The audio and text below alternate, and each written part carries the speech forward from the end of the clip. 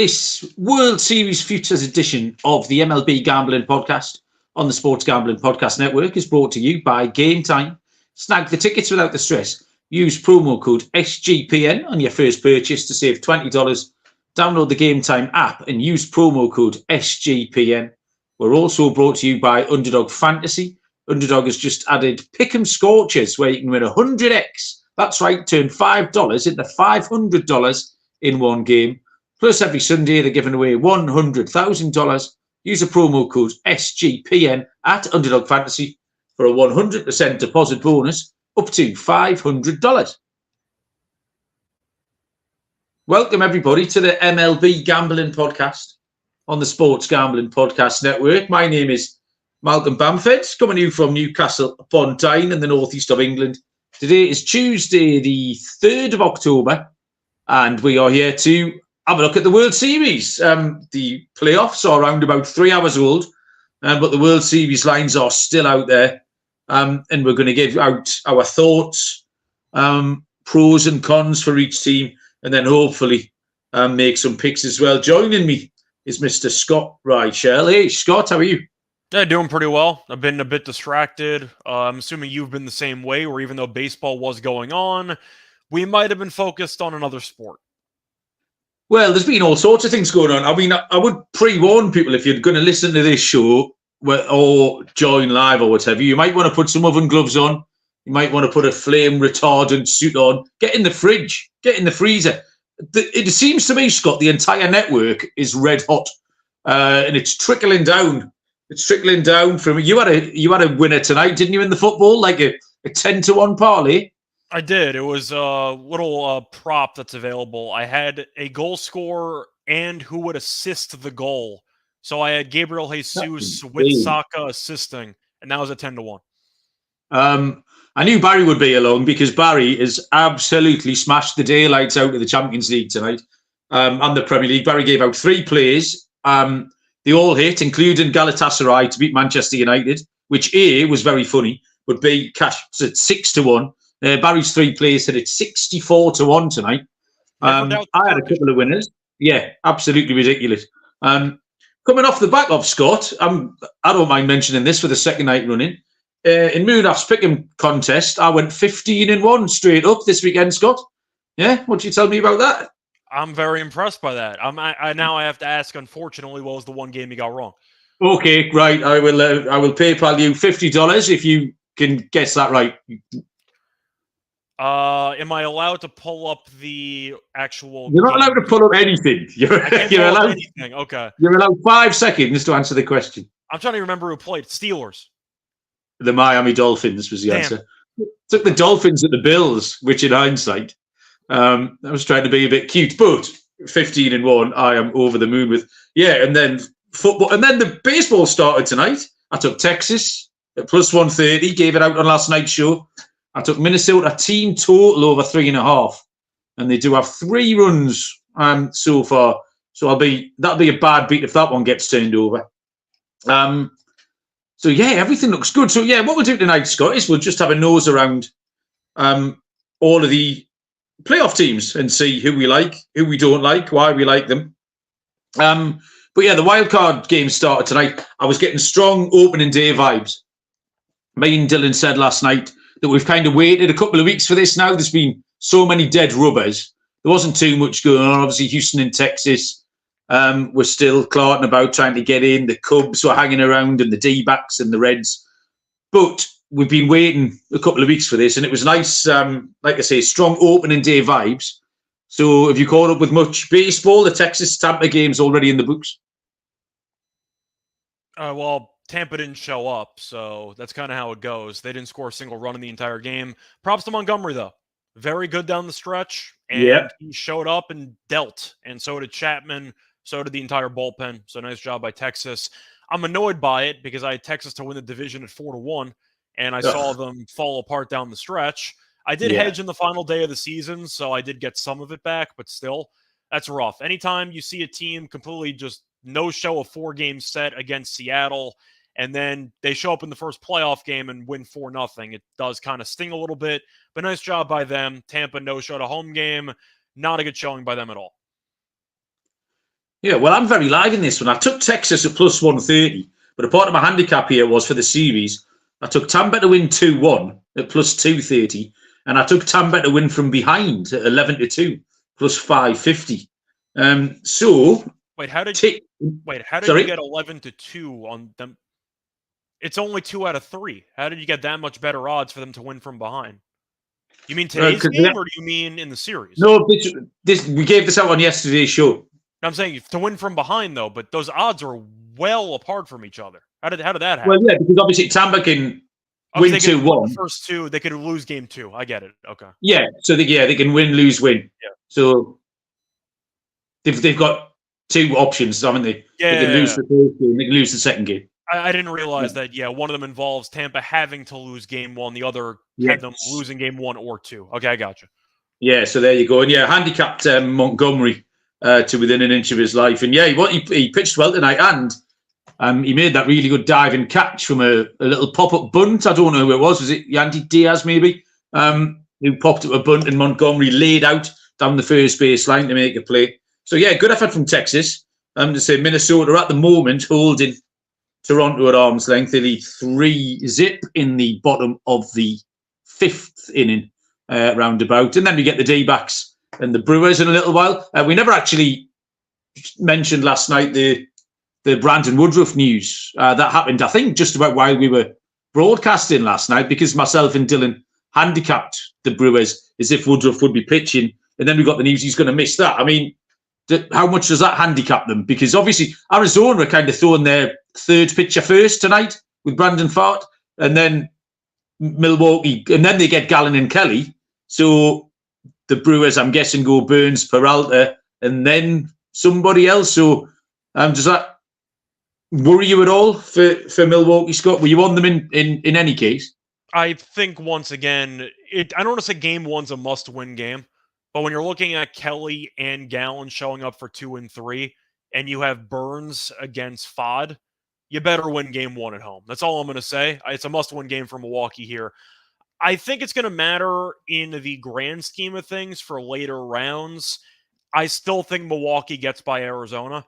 The fact that Arizona for the past month has just no-showed every game offensively. They've been in the bottom of every single metric offensively for the last month. You saw them against Houston in the final series. They barely scored any runs that entire series. I think Milwaukee gets by, but I think it's going to matter a lot in the second round. Yeah, I agree. I think Arizona are live. I mean, Well, they're live now based on the pitching advantage they're going to have, but I have too many questions about Arizona's bats. They've been so non-existent for the past month that I just can't get behind it. Arizona are going to have to play a lot of small ball, which is okay, kind of short term. Yeah. But it's not going to win you 4 consecutive series. It might get you over the line in a tight game. You might manufacture a winning run here and there. But to win 4 consecutive series, that's not going to get it done for you. So, yeah, it's all about the World Series tonight. And we'll get stuck into that. I'll tell you first about Game Time, helping you get the tickets that you need for whatever you want to go and see, completely stress-free.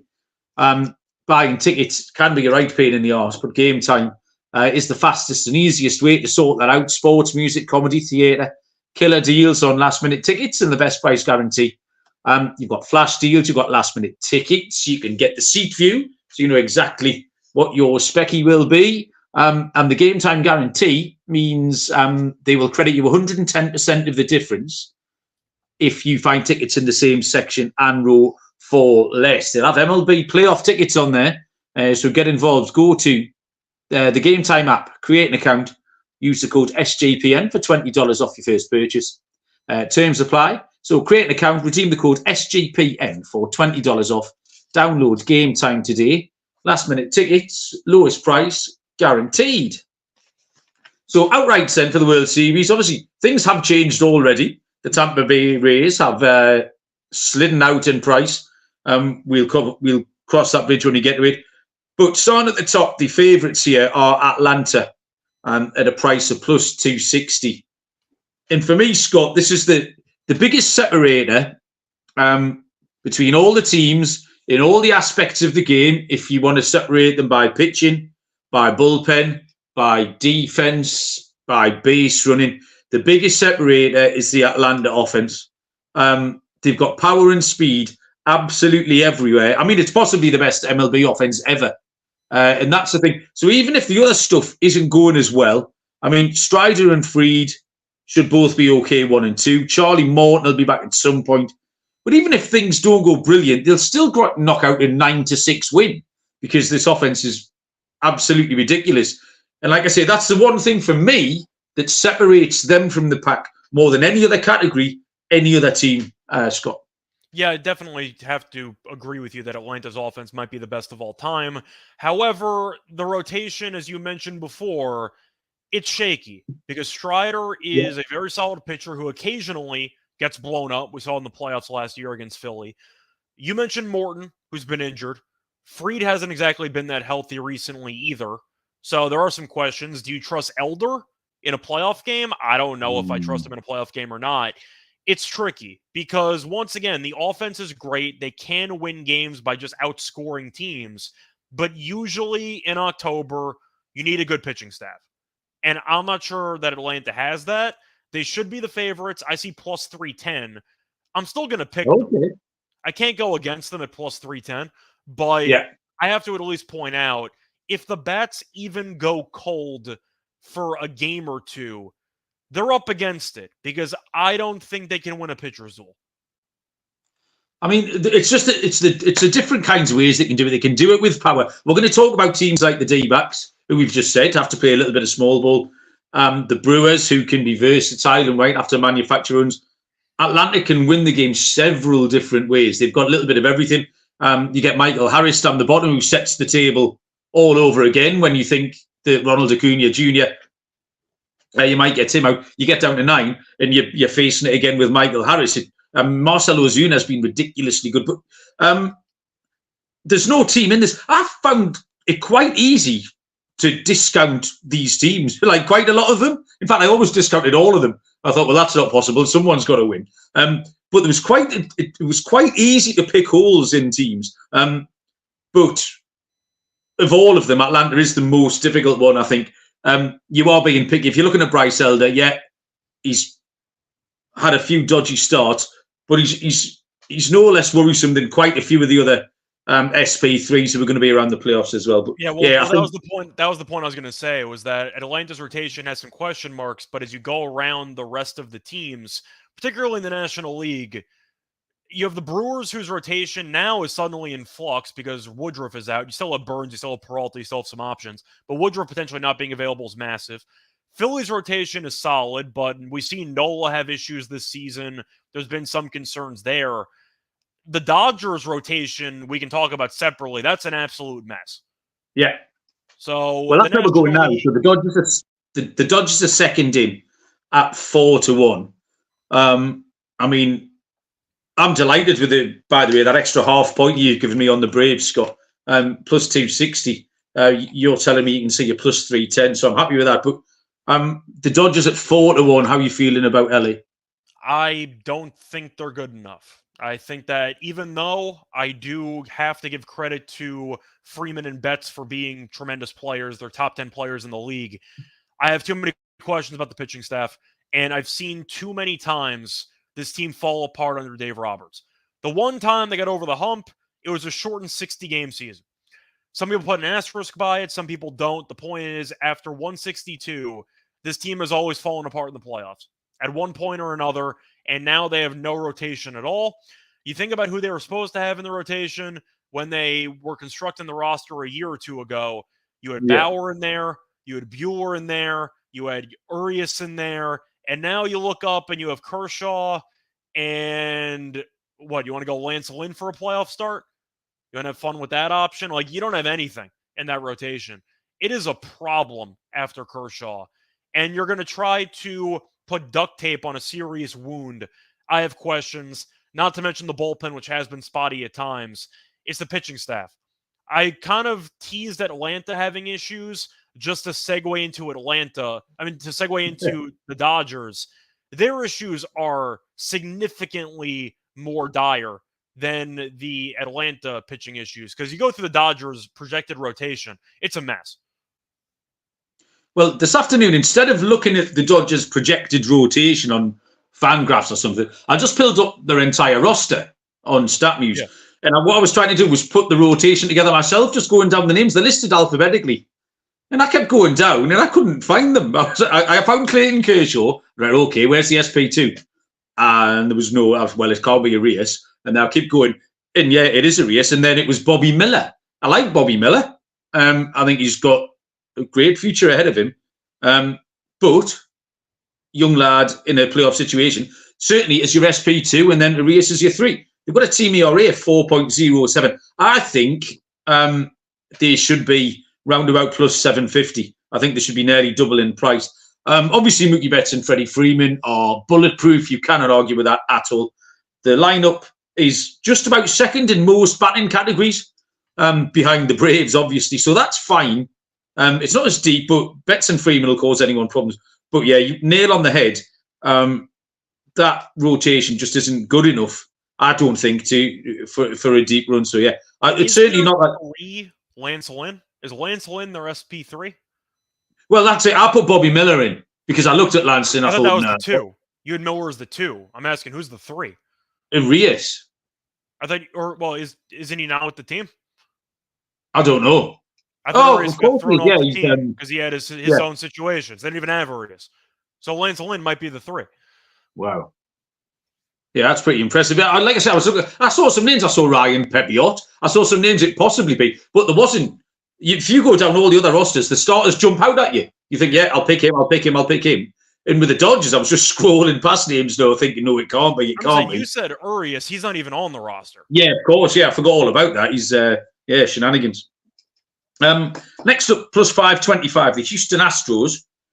One of the big things going in the Houston Astros' favour, Scott, is their playoff experience. You love it when I throw a trivia question at you, don't you? Sure. How many playoff games have Houston played since 2015? Oh, what the? Okay. I'll give you 3 either way. That's a wild question. Okay, well, I'm trying to think. 7 games per series. They make it to the World Series all the damn time. So 5. Okay, I'm doing the math because they also added the Wildcard series in there, which is 2 out of 3. So that kind of throws a wrinkle into things. Yep. I'm gonna say it's how many they've won or played. Played. I'm gonna go with 65. Ooh, 92. Okay, whatever. Okay, huge number. Massive number. Whatever. I tried. Yeah. So playoff experience is not a problem for the Houston Astros. And that experience plays, it's 100% worth something. And they've got players back their second half of the season. As much as they stumbled along, they've got a lot of their key pieces back. Players who all have missed time at various parts. Alvarez, Altuve, Brantley. He's not stellar, but he's important, I think. Bregman. The bullpen is okay. But again, like the Dodgers, can the starting pitching hold up? They've only had 4 pitchers throw more than 100 innings this year. The options aren't bad, though. You got playoff Verlander, which is fine until the World Series, but he's usually good before that. Yeah. You got, Javier was good in the season finale. I didn't trust him the entire season, but he had some moments. Of course, you had Valdez, who threw a no-hitter, who's been a bit hit or miss, but mostly solid.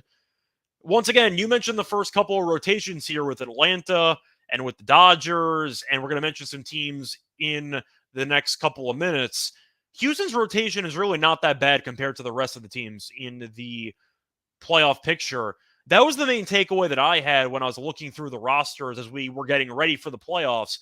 There's a lot of really bad starting pitchers that are going to be starting playoff games. Yeah, I wasn't sure about Javier. I was looking at Hunter Brown. I was looking at JP France. Valdez, you're right, is suitable. I always sort of, it rushes up on me a little bit when these starting pitchers, whichever ones drop into the bullpen, like sort of the SP4, the SP5. We talked about Yusei Kikuchi last night for the Blue Jays, who's now going to be a reliever for this for the playoffs. So if someone does get into trouble, you do kind of have options. So it changes things up a little bit. But again, I just don't know if their pitching can hold up. Plus 525. I just wouldn't be interested, Scott, back in the Houston Astros, you? Well, I gave out like several months ago the Braves versus the Astros in the World Series, so I'm not going to Yeah. suddenly pivot off of it. Houston is the experienced team, and the Rangers and the Diamondbacks did the one thing you couldn't do, which is give this team the bye. They did Yeah. not need the bye and the experience, and they somehow got it. So I think Houston's going to win the American League. Once again, it's a wrestling phrase, but in order to be the champ, you got to beat the champ, and Houston keeps winning the American League. So I'm not going to pick another team because, especially at this point, Tampa was one of the home field teams in the Wildcard series. They're down 1-0. Minnesota doesn't scare anybody. Baltimore, I'll take Houston in the series because they have the experience. I got to go with the Astros until a team beats Houston 3 out of 5 or 4 out of 7. I'm not going to assume a team's going to beat them 3 out of 5 or 4 out of 7. They've earned the benefit of the doubt. And I think as a result, I am going to pick them to win the American League. I mean, only 2 Fridays ago, myself and Lonte sat here and gave out Houston at 11-1. Sort of double the price they are now. When they were struggling, we said they'll sneak in. And when they sneak in, holy shit, watch out. 11-1. I know Lonte is quite excited about that ticket. He's got his eye on some new sneakers, I think, with his winnings out with that one. Baltimore Orioles in at 6-1. And easy to root for, I think. I've enjoyed watching them. They're a pretty well-rounded team, I would say. Baltimore, they've got Gunnar Henderson, Adley Rutschman, Cedric Mullins, a lot of fun players. I mean, great seasons, Henderson and Rutschman. And then the pitching, Rodriguez, Kyle Bradish has been great. So there are lots of positive pointers all season. I've got another question for you, Scott. Ooh. When was the last time? How many series since Baltimore was swept in a multi-game series? Wait, so you're asking me how many series Baltimore's played in since they've been swept? Since they were last swept, yeah. They won a series against the Yankees. They lost series in 5 to the Yankees. I think they won a game against Kansas City when Kansas City made it to the World Series that year. I'm trying to remember if they did win a game. I'm not sure if they did win a game. I think it's that series. I'm going to go with the Kansas City first World Series year. So no, like this season and beyond. I mean, in regular season. I thought you meant playoff series. How many series they've been in since they've gotten swept? It's all baseball series. They haven't gotten swept since Rutschman became the catcher. So that's got to be at least like, what is that, like 50 series, 60? I don't know. It's been a lot. It's 91, Scott, is the answer. Yeah, 91. Okay, whatever. Since Rutschman became the starting catcher, they have not gotten swept. I thought you meant the playoffs. That's why I misunderstood the question initially. Trev went for 80. Decent answer, Trev. You could have half a point. Trev claims that he didn't think our show would be on during the playoffs, and that's why he wasn't here yesterday. But I'm not buying it, Trev, and you shouldn't be selling it. It's not good enough. So I think Baltimore are going to be in it, I think, is what we can say. Fangraphs have got them at a 5% chance of winning the World Series, which should be 20-1 if you're having a bet.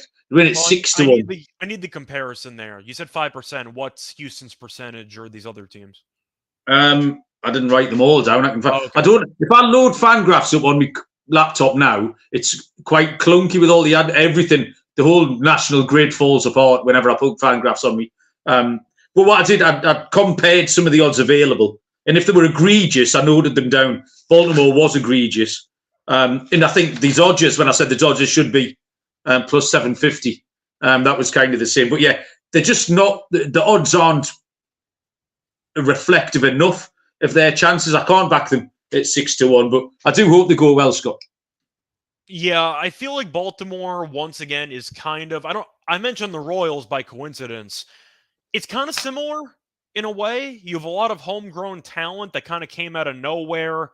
They had a great overall team. Kansas City was different because they had to go through the wild card and they had the miracle comeback against Oakland with Lester and all that stuff. But still, the point is it's a lot of homegrown talent. And it's a lot of inexperienced youth players in the biggest moments of their baseball careers. That's the one thing that scares me. Now, the one thing working for them is home field advantage. They have home field throughout the American League, and they have home field against every team not named the Braves. So there is a chance that if the Braves get upset, maybe by Philly in the second round, the entire playoffs have to go through Baltimore. But my question for you is, do you think the inexperience in a 7-game series against Houston is going to show itself? Who would you pick in a 7-game series between Baltimore and Houston? I mean, I wouldn't put that much sway in it. But then again, this is one of those things, Scott, where because of my kind of lack of history, I'm a 6 or 7 year watcher. So that's the kind of thing that I would struggle with. Like, and I always say when I'm handicapping MLB, I'm still learning. And that would be the kind of thing that I would rely on you both. So you answer that for me, because, I mean, how much weight would you put on that? I think it matters to some degree. I think it's a little bit overstated, but I do think it definitely helps to be a part of the playoff atmosphere at some point in your careers before you just go in as one of the favorites to win the World Series. It's one thing if you're going to be a wild card team, you can win a couple games early, try to build some momentum. Baltimore's going from being one of the best teams in the league to just casually not playing for about a week, and then they're supposed to just suddenly ramp it back up for the playoffs. That has me a bit concerned. Now, Atlanta last year had a similar situation. They lost immediately to Philly after they had some time off, but they are doing some simulation games in practice to try to stay loose and fresh before the actual playoffs. I wonder how Baltimore's prepping with this much off time, because we saw in the past some teams that are inexperienced run with it, and some teams get scared of the moment. Baltimore should be capable of handling it, but in a 7-game series, I'm picking Houston. I don't know who you're picking in a 7-game series between the two teams. I think Houston finds a way. Yeah, it's interesting. I'll have to have a look. The Blue Jays are on the board in the top of the 6th. It's currently mid-6th. The Twins lead that one 3-1. Okay, Underdog Fantasy has got a great way to play alongside your favourite football team all season long. And Underdog has just introduced Scorchers. So go 5 for 5 in Pick'em Scorchers and enjoy a spicy 100x payout from now until October the 4th. Underdog is matching 100% of first deposits up to $500. $100,000 Sundays continues on Underdog Fantasy. 10 lucky players will win $10K each. So watch along, make your picks, maybe make a little cash over on Underdog's mobile app or website. That's underdogfantasy.com. Tampa Bay Rays were 11-1 this afternoon when I handicapped them. Big drifters now, out to 18-1 after that defeat. I just noticed in the box score, they made 4 errors tonight. I bet they haven't made 4 errors in the last 2 months, the Tampa Bay Rays. They've put up 4 tonight. I had a World Series ticket on them from the start of the season at 22-1, so I'm okay. I think their odds are pretty accurate. I do think they reflect the chances.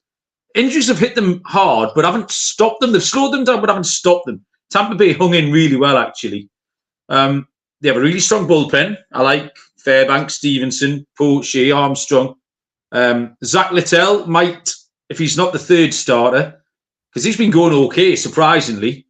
He'd be another one of those pitchers that could fit into a long relief role. But the lineup really needs the key men to get going.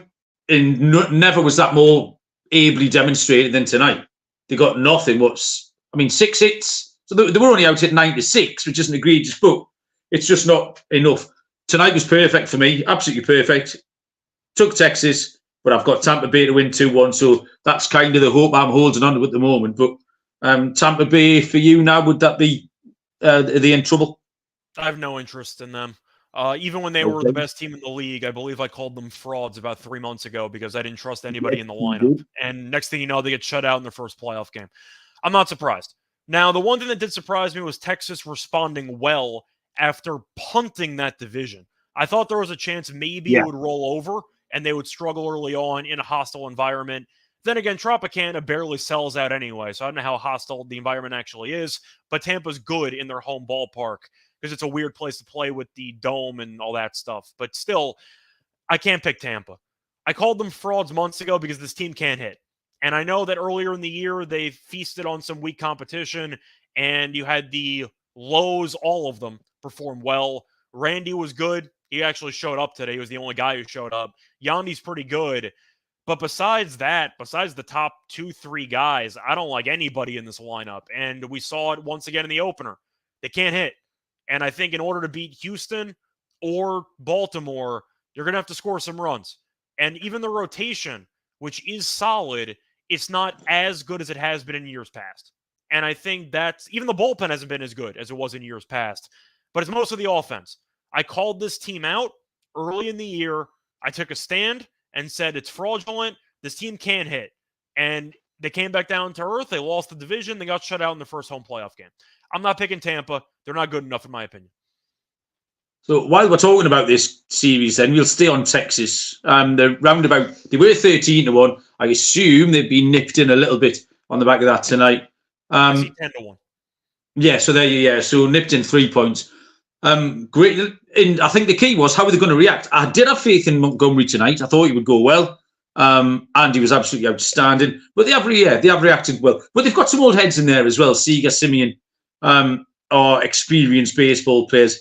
They've got some stud, Adolis Garcia. The catcher, Jonah Heim's been great. We talked early in the season about people like Leody Taveras and Ezekiel Duran, who had high batting averages right down the bottom. I mean, they were tied in home runs in the American League. It's just the pitching. Montgomery's gone tonight. And then I think it's a problem. Uvalde is still coming back from the injury. It's been really okay. Bad also since coming back from it. He got shelled by Seattle in that game they needed in that final series. The pen's shaky, and Texas have wobbled in clutch spots this year, noticeably last week and noticeably on Sunday night. So do you think they can get this done the rest of the series, or will they go much further?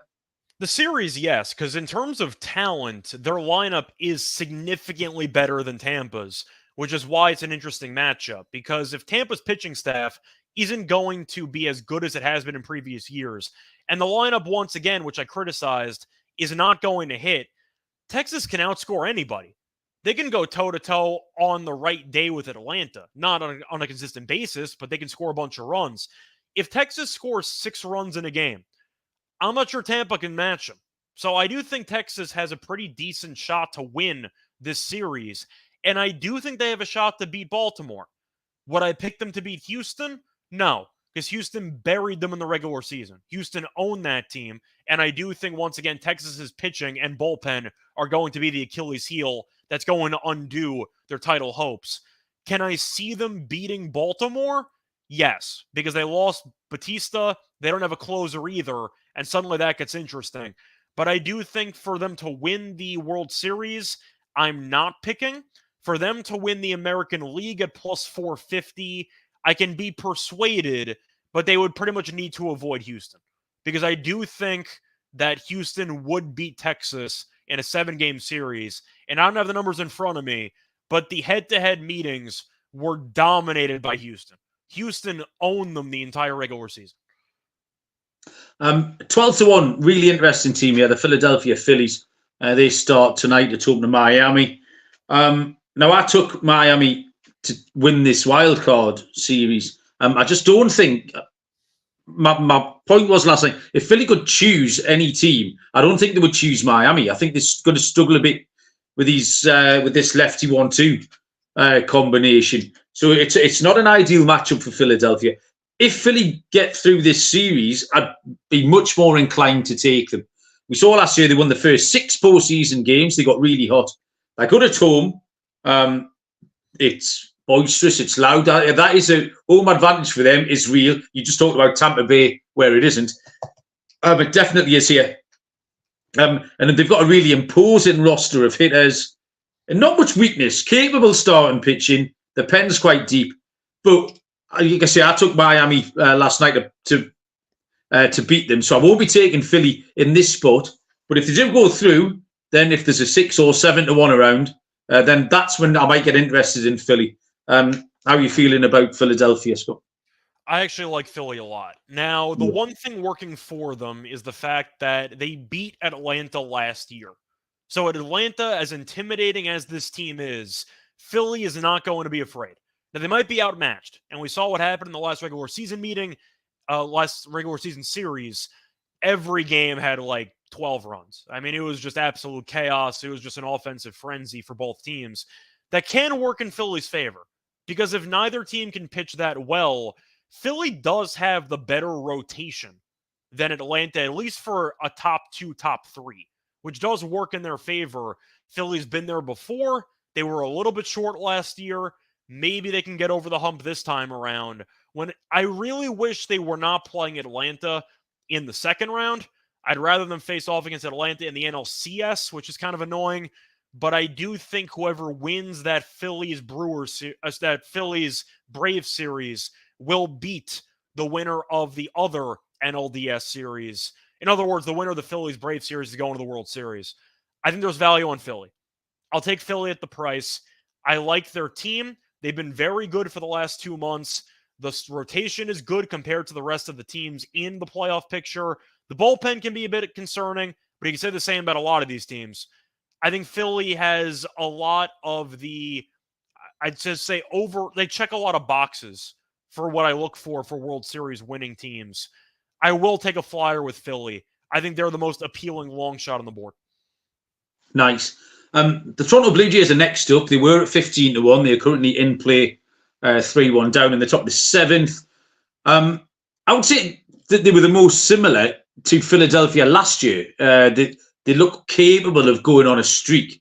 However, obviously this is an ideal situation. Potentially going one down here, having thrown Kevin Gosman this afternoon. Because TB, the Blue Jays have turned into a pitching and defense team when they were never really meant to be. They were meant to be this sort of roster of young, explosive, vibrant hitters, and they're just really not anymore. And this match tonight actually kind of echoes it a little bit.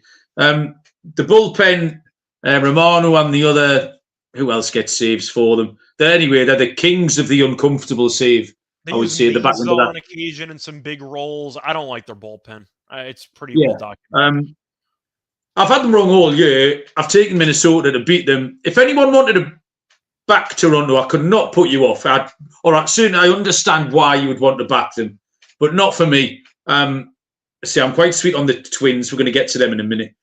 So yeah, the Blue Jays wouldn't be for me. And obviously, this was all before they were 3-1 down, 80% of the way through this game one, Scott. Yeah, for me, I am so anti-Toronto. I have no interest. They're one of those teams that I'm going to compare to Arizona. They got into the playoffs by just letting every other team around them self-destruct while they did nothing to actually secure their own spot. What did Toronto do? They had a series against Tampa, who basically had nothing to play for, and they lost the series but got it anyway because other teams lost around them. Like, Toronto, I don't think is that good of a baseball team, and we've roasted them the entire year for constantly underachieving for the talent on this roster. And then shockingly, they no-show the first game against Minnesota in the playoffs. Now, they can, in theory, come back. We've seen Minnesota's bullpen blow bigger leads. But I don't trust anybody on Toronto's team to step up when needed. So I'm not picking them to do anything. I think they're going to lose to Minnesota. Yeah, so moving on to Minnesota. Minnesota are going to be my second play. Atlanta would be my first one. And Minnesota were going to be my second one. Again, this was all done before this game kicked off. They just seem to be peaking at the right time here. They're healthy, which can't be said for everybody. And their rookies are performing well. They were first in batting WAR in September. I wanted a bit bigger than the 16-1. I was going to have a look around, see if I can find a 20-1. But that will be gone now. The 16-1 might even not be around on the grounds that they're winning this game at the moment. But I just I like the pitching. We said last night that Lopez and Gray are both top 10 SPs by WAR. And then you can follow that up with Joe Ryan, Kenta Maeda, Bailey Ober, all above average.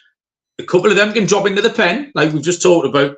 And the bullpen's been much better lately. And I like Duran, but they've thrown in Thielbar and Louis Varland as well. Louis Varland, if you remember, we handicapped him a lot early in the season, mid-season, as a starting pitcher. He's got into the pen. He's been absolutely lights out. Yeah, I'm all right with Minnesota. They're in good form, you know. Sorry? I said Varland threw 2 pitches tonight. He got out of the inning, and that was it. So, all right, okay. Well, his arm will be nice and fresh. They haven't won a playoff game since 2004. They might win one in the next 45 minutes or so. But yeah, I'm pretty sweet on Minnesota. I took them to win the series, took them to win this game tonight, yeah. And they'll be going in my World Series portfolio, Scott. The main concern is that Minnesota's really bad on the road. So having the home series against Toronto definitely helps out. But once again, traveling to Houston, it's a really tough path for Minnesota because you have to play against Houston and then either against the Rangers or Baltimore. You can't dodge anybody. That's the problem. Even if you get past Houston, I'm not sure they're going to get past Baltimore or Texas, and they're really bad on the road. I get your angle. They've been in very good form, but I try to get the easiest path possible if I can. Yeah. That's a really tough back-to-back series if you get past Toronto in the first round. A road series against Houston and then a road series against, but it would be a road series against Baltimore. In theory, it would be a home series against Texas. So there's that, but probably Baltimore. I think I'm going to stay away from Minnesota because that's just a really tough ask to beat. Most likely Houston and Baltimore. That's really tough. Next in is the Brewers. We touched on them a little bit earlier on when we were talking about Woodruff. Out at 18-1. I think the odds are fair enough. Milwaukee, I've got a feeling, Scott, they won't be making out the old betting card. I am tempted by the draw that they got because they have a matchup against Arizona, which they should win. Then they face off against the Dodgers. Now, normally you pick the Dodgers to beat them because they've had a playoff success against the Brewers. It feels like they beat them all the time. However, with the lack of proper starting pitching that the Dodgers possess, it's doable. For me, I have the Dodgers winning in about 5. So I see the Brewers having a painful series of loss to the Dodgers, something that's happened before to them. The offense just isn't good enough for me. A lot of the teams that we're talking about are imperfect, but now Woodruff's going to be on the shelf potentially, and your team offensively is not that great. I have too many question marks. I think the Dodgers beat them. If you want to make a case for the Brewers, I'm not going to stop you because the pitching is that good. If Woodruff was healthy, I would make a case, but he's not healthy, so I can't make a case. They've cobbled it together well enough to win a Central, but that's a little bit different to moving forward in the playoffs here. They've got the best bullpen ERA in the majors, but they're way down in 22nd in runs scored. I think Arizona are going to beat them. Mentioned last night about these Arizona will have to go and be aggressive on the base paths. Wilson Contreras can't really throw out base runners. Arizona won the season series 4 of 6, so I don't mind Milwaukee at all. But I want Arizona to beat them. I've got a mad 66-1 ticket on the Diamondbacks, so I'll not be backing Milwaukee just because I've got Arizona in my back pocket already. Miami Marlins 35-1. You've got 2 postseason appearances in full seasons and 2 World Series wins, Scott. So 100% record, 3 for 3, surely. Well, you said full seasons because they made the playoffs in the 60-game season and they beat the Cubs and then lost immediately after that. So I had them at 500-1 that season for the World Series. I got a little bit, not much, but just a little bit excited at 500-1. Either way, point is they ended up, I think it was the Cubs they beat in the first round. They swept and then they lost in the second one. But the point is Miami is not a great baseball team. They got over the finish line because the Cubs imploded. And I feel like people are going to forget about that implosion. That's an all-timer with the Cubs bullpen for the final couple weeks of the season. That one series against Atlanta was historic, how many massive leads they blew. But I don't think Miami's that good. The offense isn't great. Alcantara getting injured was massive. I know that he has not had a good year, but at least he gives you some options with the rotation. Still a decent grouping, though, of Luzardo and Garrett, and you have a couple of people, but the offense isn't good enough. And that's really all there is to it for me. And you have to face off against Philly and then Atlanta. Good luck to you. You're going to need it. I don't think that they got a shot. So I'm going to pass on Miami. I've got them beating the Phillies. I was a little bit Atlanta. No, that's it. Beat the Phillies. That'll do. Yeah, absolutely. I think they're throwing the 2 lefties, Luzardo and Garrett, against the Phillies makes them very live, and that'll do it. And like I said, I made my little case for Arizona, who are the outsiders at the moment at 40-1. I've got a 66-1 ticket, so I don't need to top that up any. But they're going to put pressure on the Brewers, is what's going to happen in this series. But how they're going to play will make it hard for them to win 4 consecutive series, Scott. Yeah, I once again just think that the bracket is so important because they don't reseed. So you have to keep in mind of what the path projection is, assuming chalk wins the other series.